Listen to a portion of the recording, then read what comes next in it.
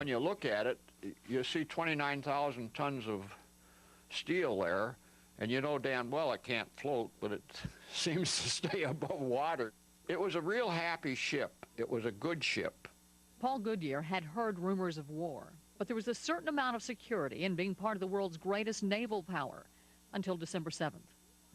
This was just as peaceful a morning as September 11th. But like September 11th, a sneak attack was in the making.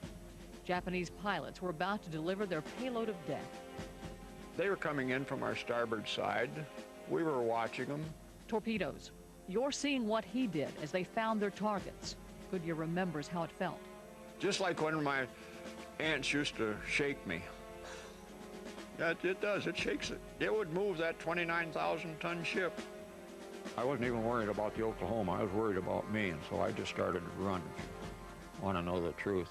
The ship was 90 degrees over, and I could see it was going farther. Goodyear jumped from the ship. Within 10 minutes, the USS Oklahoma had rolled over, trapping 429 men in her watery tomb.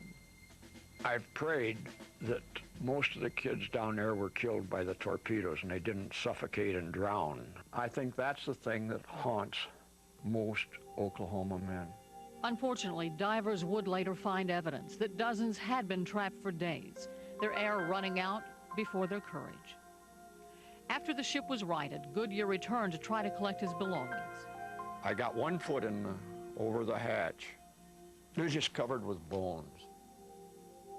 And I knew that I had played acey-deucey with a lot of those guys. I'd stood watch with them. I'd made liberty with them.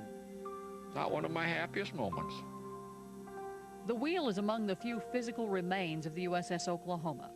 The ship itself sunk as it was being towed away for salvage. But among the surviving artifacts, the silver service, seemingly untarnished by the history it had witnessed, and the card sent to the Goodyear family to let them know their son had survived 10 minutes of horror. That's all the war we had on the Oklahoma was 10 minutes. I did not talk about it for 45 years. What he had seen sealed his lips but opened his eyes. At the monument to the USS Oklahoma in downtown Oklahoma City, the anchor from the ship sits as a silent reminder of that December day.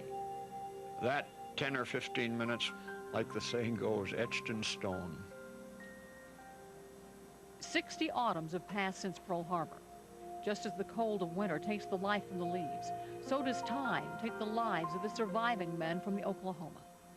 Men who faced an enemy who struck unannounced, men who prevailed, and in doing so guaranteed liberty for the generations that followed.